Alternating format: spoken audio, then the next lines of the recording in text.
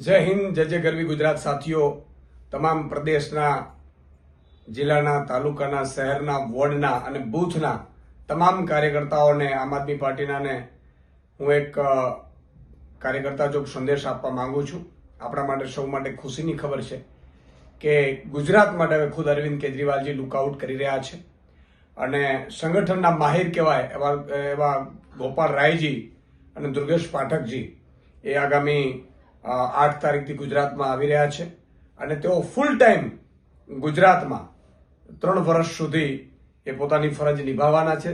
સાથે સાથે આપણા સૌ માટે આનંદના સમાચાર એ છે કે 182 જે વિધાનસભા છે એના વિધાનસભા સહયોગીઓ, કોર્ડિનેટર પણ આખા દેશભરમાંથી જે સંગઠનના માહિર છે તેઓ પણ 14 તારીખથી પોતાનો ચાર્જ લેશે. લોકસભાના કોર્ડિનેટર, લોકસભા સહયોગી પણ એ એવા લોકો હશે કે જે પાર્ટીના વફાદાર વોલેન્ટિયર અને મજબૂતાઈથી કામ કર્યું હશે અત્યાર સુધી, એવા લોકો એ ચાર્જ લઈ રહ્યા છે. અને આપણે પણ 182 વિધાનસભાના પ્રભારીઓ અને એમાં 3-4 સહપ્રભારીઓ એવી રીતે નિયુક્ત કર્યા છે. એ સૌની ટ્રેનિંગ પણ વિસાવદરમાં કાર્યકર્તા સંમેલન છે એની સાથે સાથે વિસાવદરમાં ટ્રેનિંગનું પણ આયોજન કર્યું છે અને 3 વર્ષ સુધી આપણે ધૂળની ડમરીઓ ચડાવવાની છે આમ આદમી પાર્ટીની સરકાર બનાવવા માટે. અને આગામી સ્થાનિકની ચૂંટણીઓ આવશે એમાં પણ, સ્થાનિક સ્વરાજ્યની ચૂંટણીઓ પણ આપણે લડવાની છે મજબૂતાઈથી. અને જે લડવા માંગે છે અત્યારથી જ એક્ટિવ થઈ જાય પોતાના જિલ્લા, તાલુકા અને વોર્ડમાં, એવી મારી નમ્ર વિનંતી છે.